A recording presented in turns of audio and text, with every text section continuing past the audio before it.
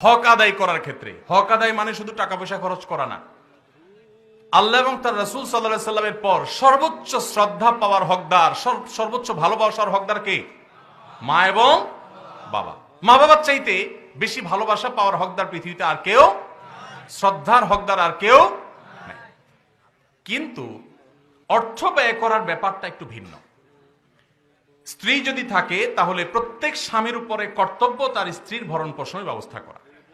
মা বাবার যদি টাকা পয়সার অভাব না থাকে, নিজেদের যা চেষ্টা দিয়ে তারা যদি চলতে পারে, কিন্তু মা বাবার প্রতি শ্রদ্ধা দেখানো, তাদের জন্য অর্থকড়ি নফল হিসাবেও খরচ করা, এটা আমৃত্যু, এমনকি মৃত্যুর পরেও করতে হবে, আজীবন করতে হবে, মৃত্যুর পরেও করতে হবে। স্ত্রীর সাথে তো যতদিন বৈবাহিক সম্পর্ক থাকে ততদিন, বৈবাহিক সম্পর্ক না থাকলে তখন আর তার ভরণ পোষণ আবশ্যক হবে না। অতএব এটা দেখে কেউ আবার এটা মনে করেন না যে ইসলাম কি মা বাবার উপর স্ত্রীকে অগ্রাধিকার দিয়েছে কিনা, মোটেই না।